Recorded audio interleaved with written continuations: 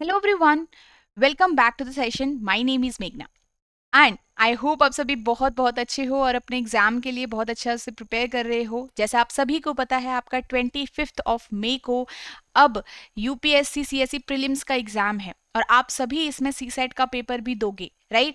सो यहाँ पे अब बच्चों के मन में काफ़ी सारे जो क्वेश्चंस हैं वो रेज होने लगते हैं, डाउट सेल्फ डाउट आने लगता है, थोड़ा सा अंडर कॉन्फिडेंट आप लोग फील करने लगते हो। यहाँ पे एक क्वेश्चन ये भी आ जाता है कि अब जो मैंने क्वेश्चंस छोड़े हैं, जो स्किप किए हैं टॉपिक्स, क्या वहीं से क्वेश्चंस ना आ जाए तो क्या होगा? तो देखिए एवरीवन, अब आपके पास जो ये मोटा मोटा 1 वीक का टाइम है, आपको इसका बेस्ट यूज़ करना है ताकि आप जो आउटपुट निकाल पाओ और अच्छे से निकाल पाओ। ठीक है, तो अभी स्वाभाविक सी बात है, मतलब everyone will be thinking like this. आप अकेले नहीं हो, सारे स्टूडेंट्स हैं वो ऐसे ही सोच रहे होते हैं। ठीक है, आपको क्या करना है, आपको इन्हीं फियर्स को ओवरकम करना है। आप लोग मॉक टेस्ट दीजिए, टेस्ट में थोड़ा खुद को और बेटर प्रिपेयर करिए और प्रिपेयर करिए कि आप वहाँ पे पेशेंस के साथ कैसे काम करेंगे। थोड़ा सा जो प्रेशर आ रहा है, थोड़ा डर लग रहा है, क्वेश्चन सॉल्व नहीं हो रहे हैं, तो उससे कैसे आप डील करेंगे, ये सारी चीज़ें आपको सीखनी है फुल लेंथ मॉक टेस्ट के अंदर भी। ठीक है, तो आज की इस वीडियो में एवरीवन हम ये डिस्कस करने वाले हैं कि आप जब पेपर दोगे ना, जिस दिन आप पेपर दोगे तो उस दिन आप क्या स्ट्रेटेजी रखनी चाहिए कि जिससे हम एक सही तरीके से पेपर को अटेम्प्ट कर पाए और यहाँ पे इजीली स्मूथली हमारा कट ऑफ से ऊपर मार्क्स आ जाएं हमारा लास्ट में। ठीक है, तो कट ऑफ से ऊपर हमारे मार्क्स आ जाएं, यही हमें टारगेट रखना है। उसके लिए हमें कितने अटेम्प्ट करने चाहिए, पेपर को कैसे अटेम्प्ट करने चाहिए जिससे मैं आराम से सारे क्वेश्चन से गो थ्रू कर लूँ, ये बहुत ज़्यादा इंपॉर्टेंट है। क्योंकि यहाँ पे क्वालिफाइंग एग्जाम है, हमें मार्क्स तो लेके आने नहीं है। और काफ़ी बार हमने मतलब इतनी प्रिपरेशन करी होती है कि हम एग्जाम को क्वालिफाई कर पाए। ठीक है, तो वही साहब अब आपको यहाँ पे एग्जीक्यूट करना है, यही प्लान्स आपको एग्जीक्यूट करना है। तो वही हम डिस्कस करने वाले हैं कि right strategy for your examination, for your paper. Okay, तो स्टार्ट से लेकर एंड तक जरूर देखिएगा, आप सभी के लिए बहुत इंपॉर्टेंट रहने वाली हैं, जो भी एस्पिरेंट्स 2025 के लिए टारगेट कर रहे हैं, ताकि एक इस पेपर की वजह से आपका पूरा जो ईयर है वो पूरा नहीं वेस्ट हो। ठीक है, तो चलिए आगे बढ़ते हैं। So before starting the session, one more important information, आप यहाँ पे यूपीएससी सीसेट की गाइड बुक डाउनलोड कर सकते हो। इस गाइड बुक के अंदर आपको syllabus, strategy and previous year trend मिलेगा क्वेश्चंस का। ये बेसिकली उन लोगों के लिए इंपॉर्टेंट होगा जो नेक्स्ट ईयर भी टारगेट कर रहे हैं एग्जाम के लिए, और आप इसको डाउनलोड कर सकते हो। डिस्क्रिप्शन में आपको लिंक दिया गया है, विदाउट एनी कॉस्ट आप इसको सेव करके रख सकते हो। ओके, सो चलिए स्टार्ट करते हैं आज की अपनी वीडियो को। तो जैसा कि आप सबको पता है, यहाँ पे आपके पास 80 मार्क्स का पेपर आता है ना, हमारा 80 क्वेश्चंस हमारे यहाँ पे पूछे जाते हैं। जो पेपर होता है हमारा पूरे 2 घंटे का पेपर होता है। ये 80 क्वेश्चंस मेरे 200 मार्क्स के हैं।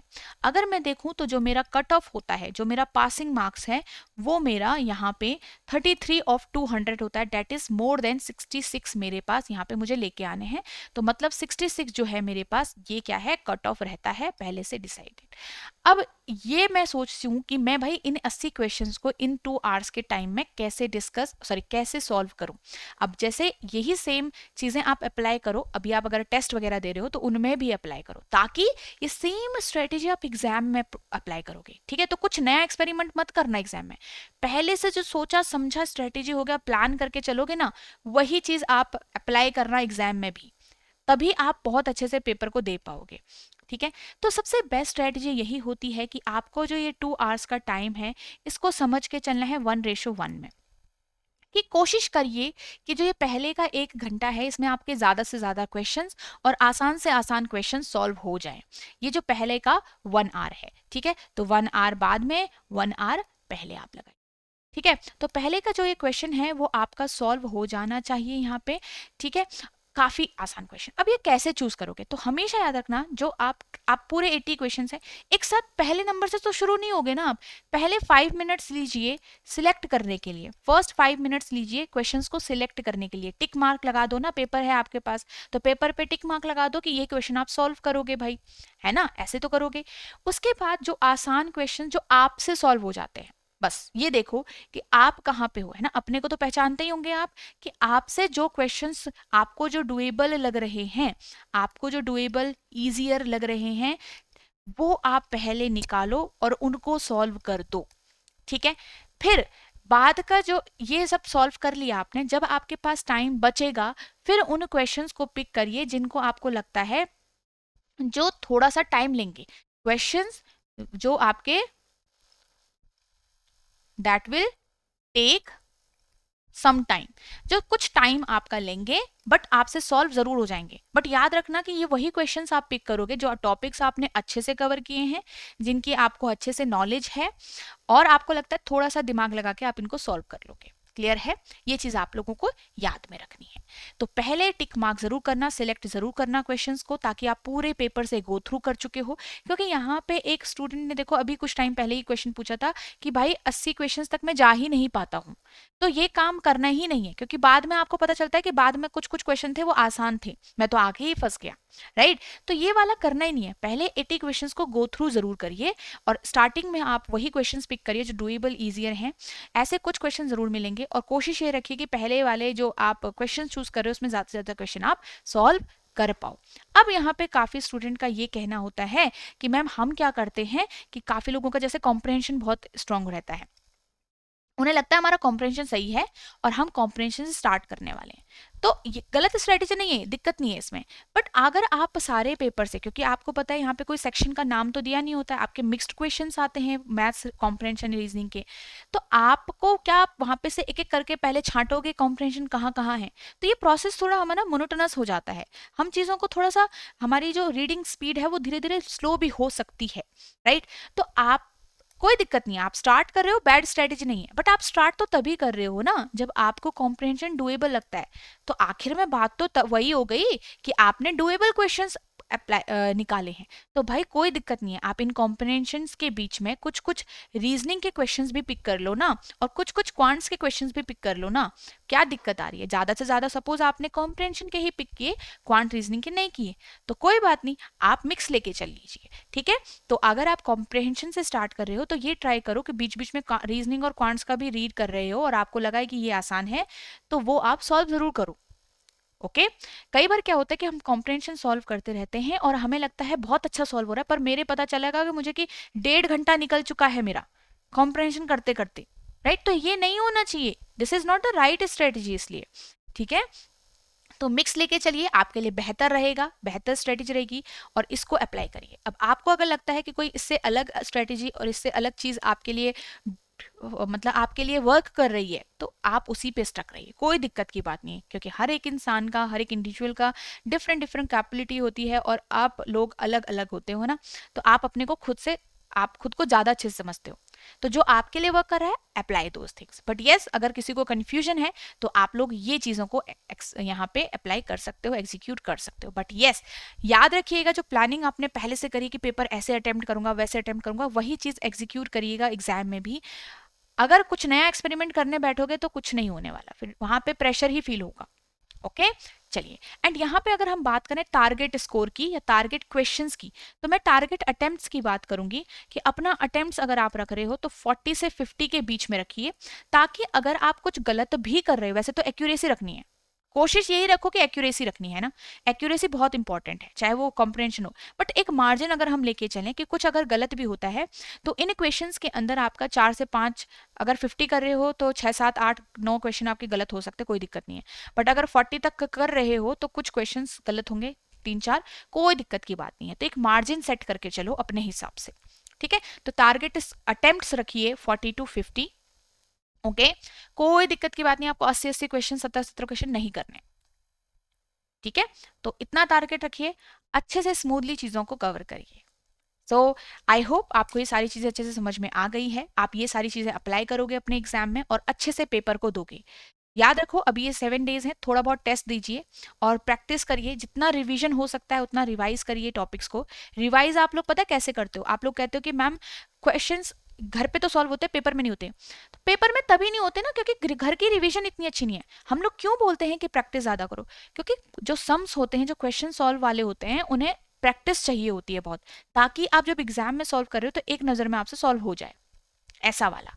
इसीलिए हम प्रैक्टिस कहते हैं कि इनकी प्रैक्टिस इंपॉर्टेंट है। ओके, चलिए, तो ये सारी चीजें हैं। अब आप में से काफी ऐसे स्टूडेंट हैं जो नेक्स्ट ईयर के लिए अगर प्रिपेयर कर रहे हैं, तो आप गो थ्रू कर सकते हैं यूपीएससी सीसेट मास्टर कोर्स से। ये बहुत आपका एक अच्छा सोर्स है जो आपके यूपीएससी सीसेट की तैयारी बहुत अच्छे से आपसे करवा लेगा।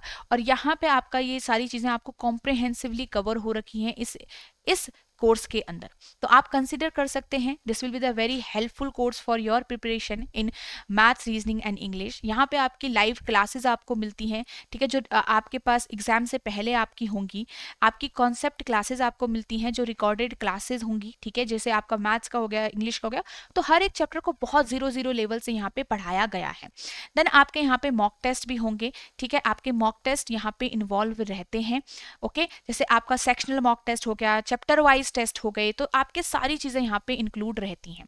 ओके, तो आप इसको कंसिडर कर सकते हो। आप इस कोर्स तक कैसे पहुंचोगे? फर्स्ट आप इसी वीडियो के डिस्क्रिप्शन में जाइए, वहीं पे आपको कोर्स का लिंक मिल जाएगा, वहां पे से आप इसमें एनरोल कर सकते हो and you can choose your time validity according to you also. ठीक है, यहाँ पे एक और तरीके से आप कोर्स तक पहुंच सकते हो। यहाँ पे आप वेबसाइट पे विजिट कर सकते हो, edutap.in की वेबसाइट पे। तो लेट मी शो यू कि अगर आप वेबसाइट विजिट करते हो तो कैसे आपको शो होगा।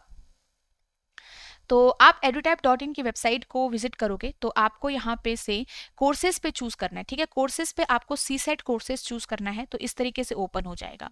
थोड़ा आप स्क्रॉल डाउन करिए, आपको यहाँ पे ये मास्टर कोर्स दिख जाएगा, ठीक है। तो सबसे पहले आप देख सकते हैं यहाँ पे आपका मैथ्स, रीजनिंग, इंग्लिश कवर है, ठीक है। तो ये आपका मास्टर कोर्स है। बाय नाउ पे जाके आप यहाँ पे एनरोल कर सकते हो इसके अंदर, ठीक है। नेक्स्ट, अगर आपको इसके अलावा और चीजें जाननी है तो आप इसमें नो मोर पे जाके और डिटेल भी इस कोर्स की डाल सकते हो। आपके पास सबसे अच्छी चीज़ है कि यहाँ पे आपका डेमो लेसन्स भी आपको प्रोवाइडेड हैं। तो आप इस मास्टर कोर्स के डेमो लेसन्स पे अगर एनरोल करना चाहते हो विदाउट एनी कॉस्ट, तो आप बाय नाउ पे जाके जा सकते हो। आपको एक आइडिया लग जाएगा कि जो ये मास्टर कोर्स में है इसमें चीज़ें कवर कैसे गई हैं। इन डेमो लेसन से आपको पता चलेगा कि आपको कैसे पढ़ाया गया है और क्या आपको ये एग्जाम को क्वालिफाई करने के लिए हेल्पफुल होगा या फिर नहीं होगा। Then if you are someone who only wants to practise, तो आपके लिए टेस्ट सीरीज इंपॉर्टेंट रहेगी। आप ये टेस्ट सीरीज देख सकते हो, इसके अंदर आपको chapter wise test, sectional test, full length test, सारी चीजें मिलने वाली हैं। एंड यहाँ पे जब आप एग्जाम के लिए प्रिपेयर करोगे तो अगर आपको सिर्फ ऐसा लगता है कि मुझे सिर्फ थोड़ा सा क्लासेस की ज़रूरत है, तो आपके लिए ये लाइव क्रैश कोर्स क्लासेस भी होती हैं, ठीक है, जो आपके एग्जाम के लिए आपको और अच्छे से बेटर वे में प्रिपेयर कर पाएगा। ठीक है, ठीक है, ओके, चलिए, तो यहाँ पे ये सारी चीज़ें थी। ओके, चलो, सो आई होप आपको सारी चीज़ें बहुत अच्छे से समझ में आ गई हैं। Now you will apply all the things and now you will remember all the important points for the examination. तो अभी जो भी आप लोग फील कर रहे हैं डिमोटिवेटेड या कुछ भी नेगेटिव फीलिंग से, आप लोगों को दूर रहना है। आप लोगों ने जितना प्रिपेयर किया है वो बहुत अच्छे से प्रिपेयर किया होगा, और अब ये जो 7 डेज हैं उनको बहुत अच्छे से प्रिपेयर करिए और उनको बहुत अच्छे से यहाँ पे यूज़ करिए, ठीक है, एग्जाम के लिए। तो that's all for today everyone. I hope आप लोगों का बहुत अच्छे से एग्जाम जाएगा। तो all the best for your examination.